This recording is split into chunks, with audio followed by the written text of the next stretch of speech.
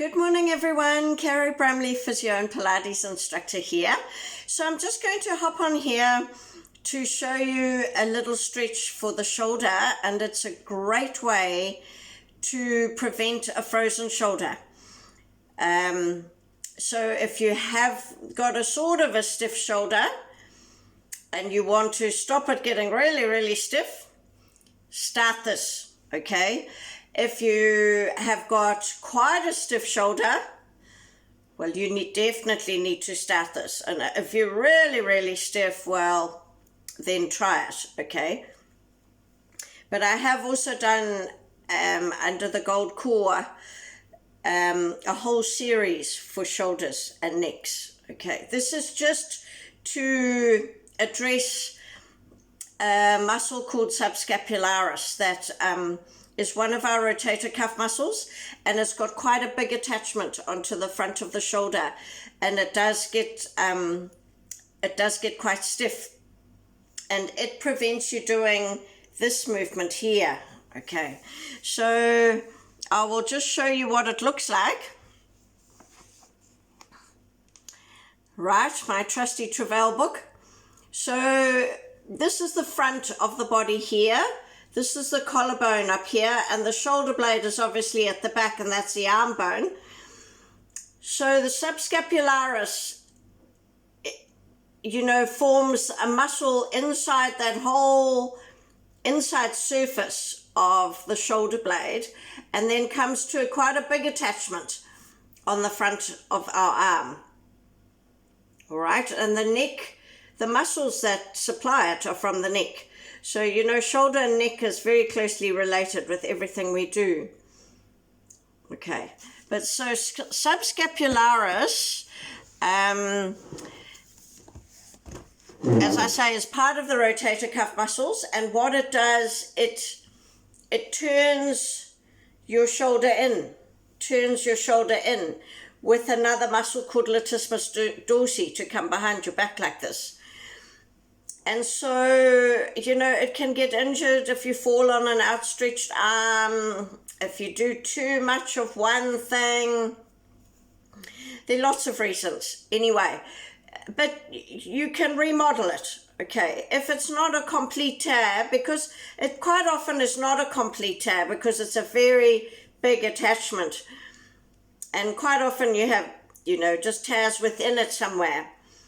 But when those heal up, they get quite stiff, and you've got to remodel those structures. So you've got to make sure that you keep stretching out. Otherwise, when it heals up, it's going to heal up in a very stiff pattern to the point where you can hardly move your arm.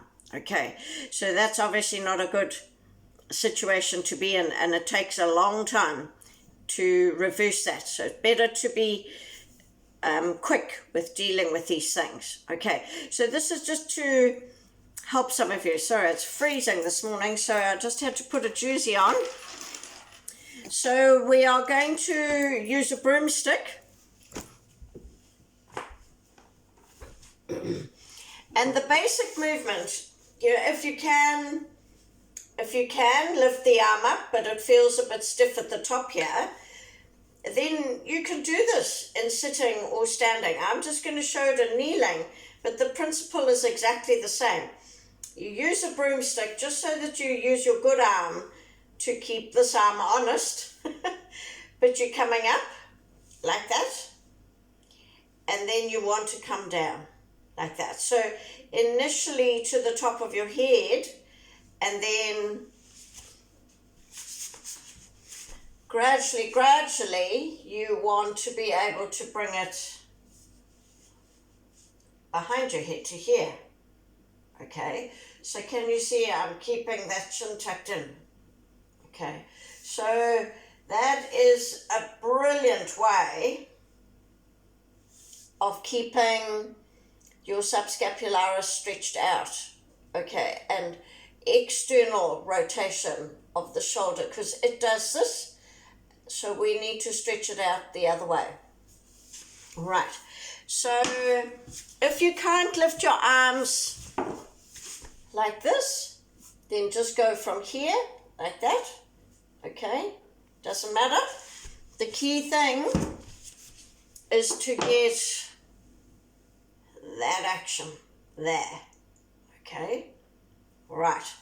So I'm going to come onto the floor and I'm just going to show you how to do that with the broomstick.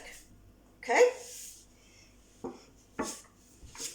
And I like doing it on the floor because you've got the floor to show you where the end point needs to be. And you need to eventually get your arms back on the floor if you can. Okay, so let's see.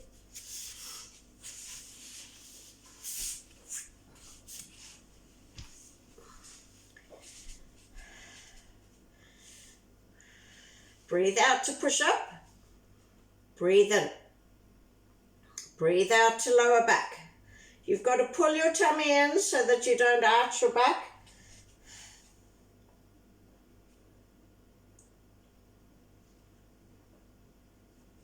To the floor. Okay. And then you're trying to bend the elbows so that the broomstick comes to the back of your head. And then back up and up and over. Okay, I'll do that again. Or you could go from here, pushing up and up and over.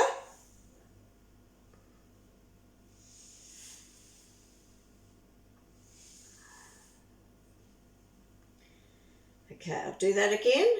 Breathe out, pull in to come up and over.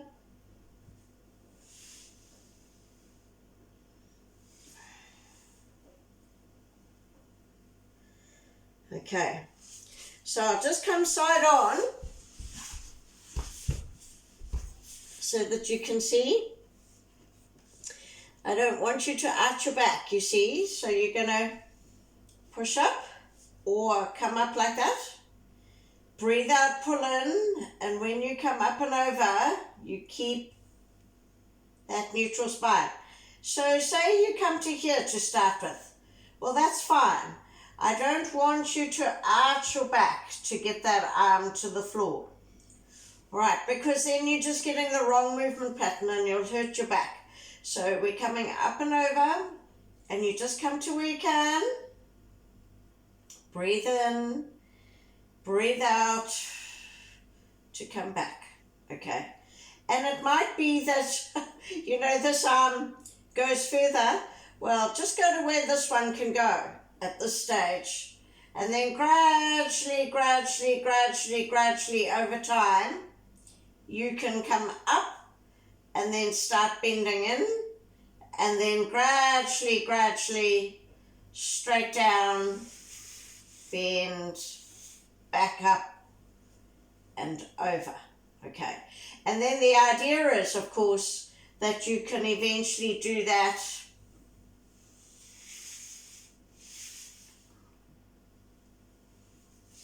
without the broomstick. All right?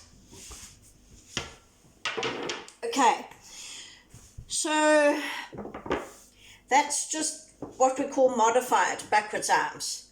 But it gets in that external rotation of the shoulder, which is what prevents the frozen shoulder.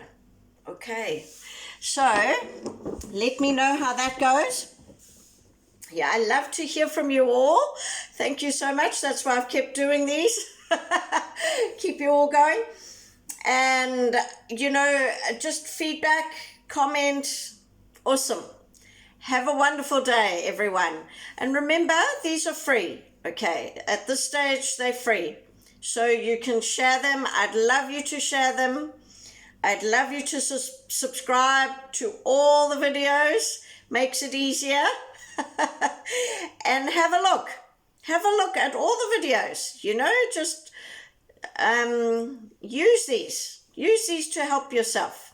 Okay, thank you, bye.